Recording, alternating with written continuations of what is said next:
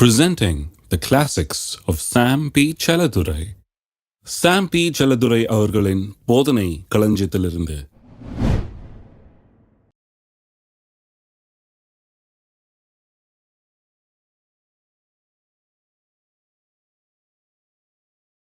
எந்த வசனத்தின் அடிப்படையில் கேட்குறீங்க? எந்த வாக்குத்தத்தத்தின் அடிப்படையில் ஜெபம் பண்ணியிருக்கீங்க? எந்த வாக்குத்தத்தத்தின் அடிப்படையில் எனக்கு இந்த ஜெபத்துக்கு பதில் கிடைக்கும் என்று நினைக்கிறீர்கள்? எந்த வாக்குத்தத்தத்தின் அடிப்படையில் அந்த நிச்சயம் உங்களுக்கு உண்டாயிருக்கு, நான் கேட்டதை பெற்றுக்கொள்வேன்? அந்த வாக்குத்தத்தத்தை விட்டுறாதீங்க. எப்போதும் அதை உங்கள் கண்களுக்கு முன்பாக நிறுத்தி உங்கள் கவனத்தை அதன் மீது செலுத்த வேண்டும். உங்கள் எண்ணங்களை அதன் மீது வைக்க வேண்டும். விளங்குதா? அவர்தாமே நம்முடைய பலவீனங்களை ஏற்றுக்கொண்டு நம்முடைய நோய்களை சுமந்தார் என்று ஏசாயா தீர்க்கதரிசியினால் உரைக்கப்பட்டது நிறைவேறும்படி இப்படி நடந்தது. அவர் சுமந்து விட்டார். யாருடைய நோய்களை? நம்முடைய நோய்களை, நம்முடைய பலவீனங்களை. அப்படி உங்களுடையது என்னுடையது எல்லாத்தையும் சேர்த்து அவர் சுமந்தாராம். அவர் சுமந்தார் என்று சொன்னால் நான் சுமக்க வேண்டிய அவசியம் கிடையாது. அவர் சுமந்து இருக்கிறார் சொன்னா அப்ப அவர் சுமந்து விட்டார். நான் விசுவாசிக்கும் போது நான் சுமக்க மறுக்கிறேன். அவர் எனக்காக அதை செய்து இருக்கிறபடினாலே என்னுடைய ஸ்தானத்தில் என்னுடைய நோய்களை ஏற்றுக்கொண்டு என்னுடைய பலவீனங்களை அவர் சுமந்து கொண்டதுனாலே வியாதி எனக்கு வரும்போது என்னுடைய எண்ணத்தில் முதல்ல வர்றது என்ன? வசனம் சொல்லுது, அவர் என் பலவீனங்களை ஏற்றுக்கொண்டு என் நோய்களை சுமந்தார். சரீரத்தில் எதுக்காக பாடுபட்டார்? என்னுடைய சரீரத்தை சரி செய்வதற்கு. அவருடைய சரீரத்தில் அவர் பட்ட தழும்புகள், நான் சொன்னது போல ஒவ்வொரு காயமும் தழும்புகளும் இந்த உலகத்தின் நோய்களையும் பலவீனங்களையும் எடுத்து அவர் மீது வைக்கிற காயங்களும் தழும்புகளுமா இருந்தது. அவர் அங்கே செத்த போது அவைகள் எல்லாம் அவரோடு செத்தது. அவர் உயிரோடு எழும்போது புதிய மனுஷனாக அவர் உயிரோடு எழுந்தார். இந்த காரியங்களை முன்னால வைக்கணும். சுகம் பெற வேணும் என்றால் ஆண்டவரே சோமில்லன்னு கதறி அழுது பிரயோஜனம் கிடையாது. அல்லது ஆண்டவரே சுகந்தாரும் அப்படின்னு சொல்லியும் பிரயோஜனம் இல்லை. சுகம் தேவைதான், சுகம் இல்லைதான். ஆனால் வெற்றிகரமான ஜெபம் எப்படி செய்ய வேண்டும்? வாக்கு தத்தங்களை எடுக்க வேண்டும். எந்த வாக்கு தத்தங்களை? அவர்தாமே நம்முடைய பலவீனங்களை ஏற்றுக்கொண்டு நம்முடைய நோய்களை சுமந்தார் என்று எழுதி இருக்கிறதே. அவருடைய தழும்புகளால் நான் குணமானேன் என்று எழுதி இருக்கிறது. அதை எடுக்க வேண்டும். அப்ப அதை நான் வாயில வைத்து பேச வேண்டும். அவருடைய தழும்புகளால் நான் குணமானேன் என்று. சுகத்தை பற்றி இப்படிதான் செய்ய வேணும். அப்பதான் சுகத்தை பெற முடியும். அந்த சுகத்தை பற்றிய வாக்கு தத்தங்களை எப்போதும் எனக்கு முன்னால வைத்திருக்க வேண்டும்.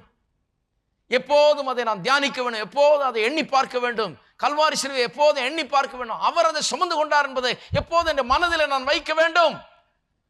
ஜெபம் பண்ணி ஆமேன்னு சொல்லிட்ட உடனே எங்க கிடைக்கல பிரதர், ஜெபம் பண்ண பிரதர், அவர் ஜெபம் பண்ணார், இந்த எவாஞ்சலிஸ்ட் ஜெபம் பண்ணார், எல்லாம் பண்ணாங்க ஒண்ணு. இதுதான் விசுவாசிகளுடைய நிலையா இருக்குது பாருங்க. விசுவாசிகள் இப்படிதான் ஜெபமாகணும். எப்படி ஜெபமாகணும்? வசனத்தை எடுத்து அதை கண்களுக்கு முன்பால் வைத்து தினந்தோறும் அதை நோக்கி பார்த்து அதிலேயே கவனத்தை வைத்து இது என்னுடையதல்ல, இது அவர் சுமந்த வியாதி, ஆகவே என்னுடைய சரீரத்துக்கு பலனை நான் பேசுகிறேன், என்னுடைய அவயவங்களுக்கு இதெல்லாம் இது மருந்தாக இருக்கிறது தேவனுடைய வார்த்தை. நான் அப்படி எடுத்துக்கொள்ளும் போது என் கண்களுக்கு முன்னால் அதை வைத்து என் காதை செவியை சாய்த்து என் இருதயத்துக்குள்ள அதை வைத்து என் வாயில நான் பேசும்போது என்னுடைய உடலுக்கெல்லாம் அது ஆரோக்கியமாக இருக்கிறது. ஒவ்வொரு நாளும் மருந்து சாப்பிட்ற மாதிரி. அதை எத்தனை பேர் இந்த மருந்து சாப்பிட போறீங்க தினந்தோறும்? அப்போ தினந்தோறும் என்ன சொன்னால் அவர் தாமே என்னுடைய நோய்களை எல்லாம் ஏற்றுக்கொண்டு என் பலவீனங்களை எல்லாம் சுமந்தார். அப்போ அது ஒரு டேப்லெட் சாப்பிட்ட மாதிரி காலையில். அவருடைய தழும்புகளால் நான் குணமானேன். மத்தியானம் அவரே என் பரிகாரியாகிய கர்த்தராக இருக்கிறார். அப்பத்தி தண்ணீரை ஆசீர்வதித்து வியாதியை விலக்குகிறார். இது சாயங்காலம். இப்படியே சாப்பிட்டுட்டே இருக்க வேண்டியதுதான். கண்களுக்கு முன்னால் இதை வைத்து கொண்டே இருக்க வேண்டும். வைத்துக்கொண்டே இருக்கும். அவருடைய தழும்புகளால் நான் குணமானேன். நான் குணமானேன். வலிக்கலாம், ஆனால் நான் குணமானேன் தான் என்னுடைய உண்மை. வலி என்னுடைய உண்மை இல்லை, இதுதான் உண்மை, மற்றதெல்லாம் போய். ஆகவே அதை பேசி கொண்டிருக்க வேண்டும்.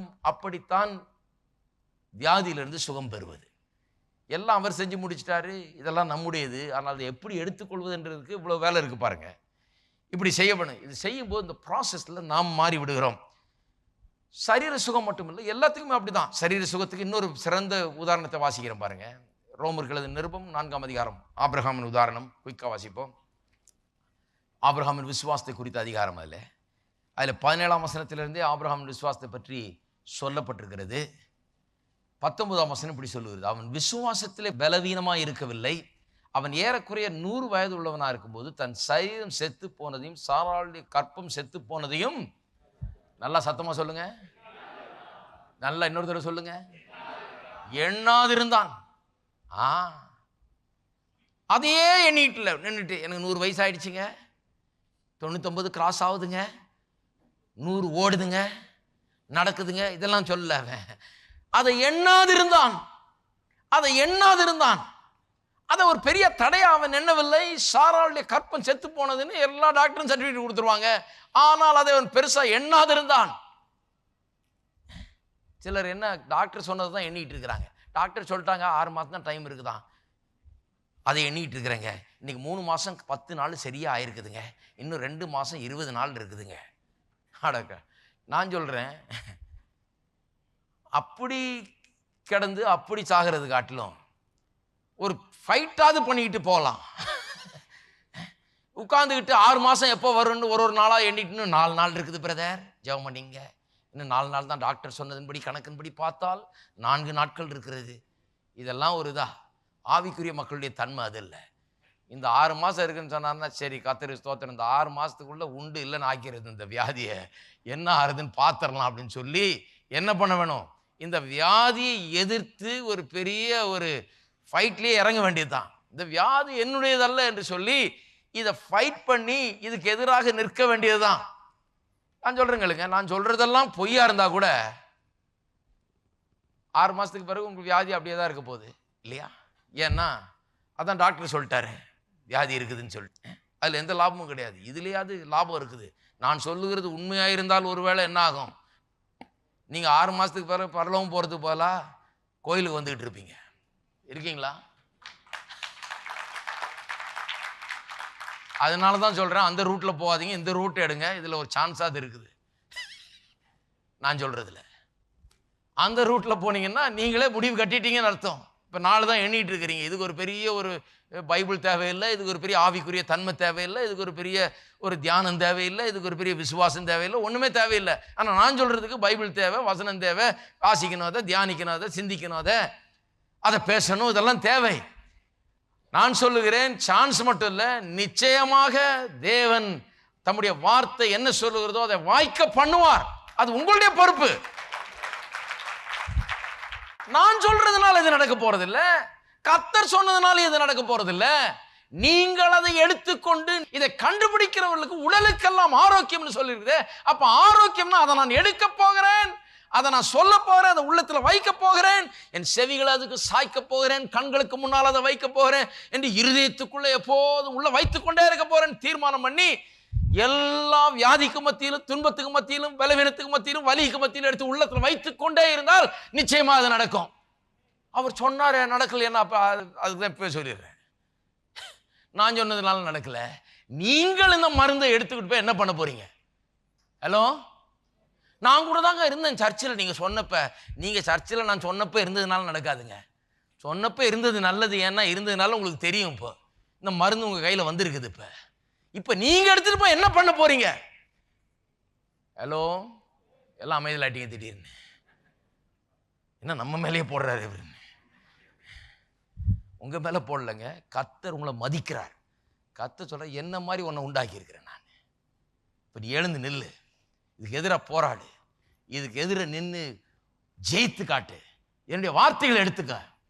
அதுதான் ஒரு பெரிய வெப்பனாக இருக்குது இந்த போராட்டத்தின் நேரத்தில். இந்த வார்த்தை எடுத்து உனக்கு எதிராக எழும்பி இருக்கிற ஆயுதங்கள் ஒன்றும் வாய்க்காது போகும் என்று விசுவாசித்து, நீ செய்கிறதெல்லாம் வாய்க்கும் என்று நம்பி விசுவாசித்து செயல்படுன்னு கர்த்தர் சொல்றாரு. உங்களுக்கு பெரிய மரியாதையே தர்றாரு. ஹலோ, நீ பேசாமல் கிட்ட நான் பார்த்துக்கிறேன்னு சொல்ல அவர் சொல்றாரு, நீ பண்ணும்போது நான் உன் கூட நிற்கிறேன், அதுக்கு தான் ஆவியானவரை அனுப்பி இருக்கிறேன் என்று சொல்லுகிறார். கடைசியாக ஒரு வசனம் சிறப்போம்.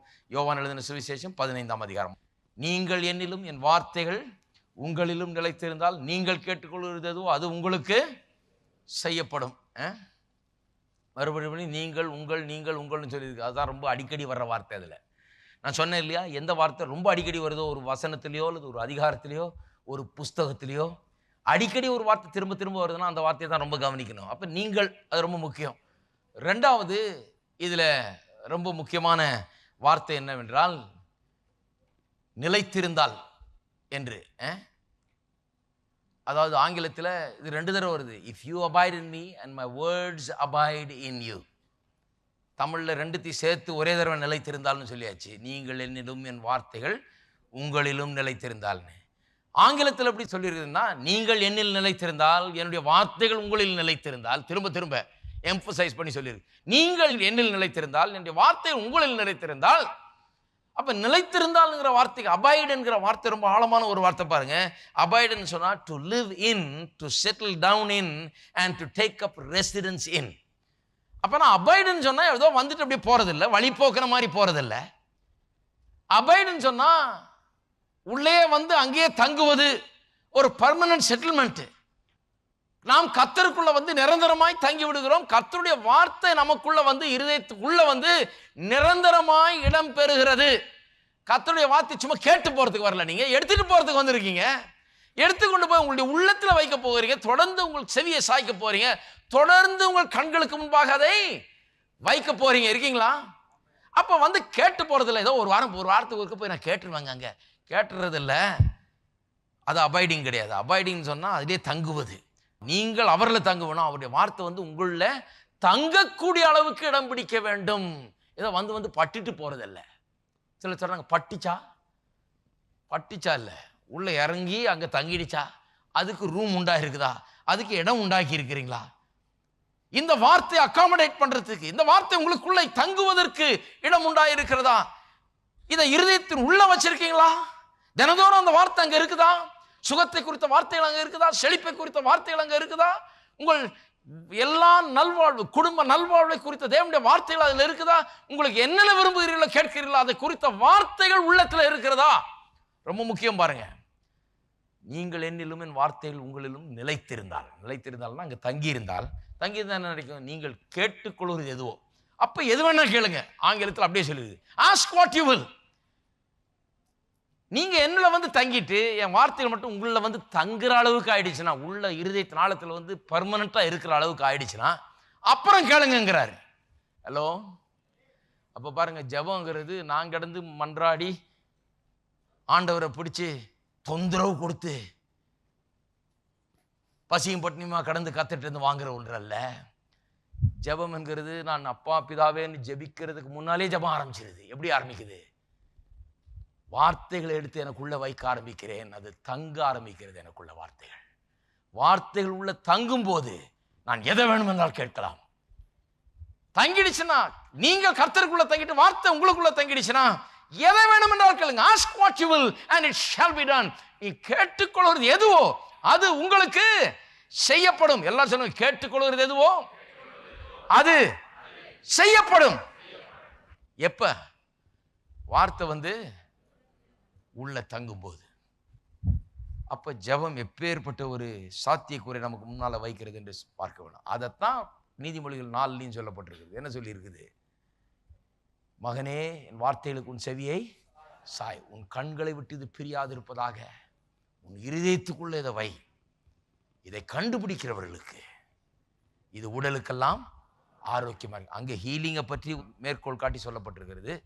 யோவான் 15:7 என்ன சொன்னாரோ இயேசு, அதே தான் அங்கே சொல்லியிருக்குது. நீங்கள் என்ன வார்த்தைகள் உங்களிடம் நிலைத்திருந்தால் நீங்கள் கேட்டுக்கொள்வது எதுவோ அது உங்களுக்கு செய்யப்படும் சொன்னாரே, அதே தான் அங்கே ஹீலிங் அப்ளை பண்ணி சொல்லப்பட்டிருக்கிறது. அவ்வளோதான். சாயுங்க செவிய, கண்களுக்கு முன்னால் வையுங்க, இருதயத்துக்கு உள்ள வையுங்க, காத்து கொள்ளுங்கள். அது அங்கேயே இருக்கட்டும். இருந்தால் அது உடலுக்கெல்லாம் ஆரோக்கியமாக இருக்குது. செழிப்பு வேணுமா, ஆசீர்வாதம் வேணுமா, வாழ்க்கையில் முன்னேறணுமா, குடும்பத்தில் சந்தோஷம் வேணுமா, சமாதானம் வேணுமா, உங்களுடைய தேவைகள் என்ன? அந்த வார்த்தைகள் எடுத்து அந்த வார்த்தைகள் அடிப்படையில் ஜெபியுங்கள், அந்த வார்த்தைகளை உள்ள வையுங்கள், அதை காத்துக்கொள்ளுங்கள். அது உங்களுடைய உள்ளத்தில் தங்கட்டும். தினந்தோறும் அதை பேசுங்கள். ஆமென். அது உள்ளத்தில் தங்கட்டும். அதையே கண்களுக்கு முன்னால வைத்துக் கொண்டிருங்கள், அதையே கவனித்துக் கொண்டிருங்கள். வெறும் ஜெபம் மட்டுமல்ல, ஜெபம்னா இதெல்லாம் அடங்கி இருக்குது. ஜெபித்து ஆமென் சொன்ன பிறகு அதே கண்ணுக்கு முன்னால இருக்கட்டும். அது என்னைக்கு நிச்சயமா கையில வந்து கிடைக்குதோ அது வரைக்கும் அது கண்ணுக்கு முன்னால இருந்து கொண்டே இருக்க வேண்டும். அப்பொழுது நிச்சயமாய் அதை பெறுவீர்கள் என்பதில் சந்தேகமே கிடையாது.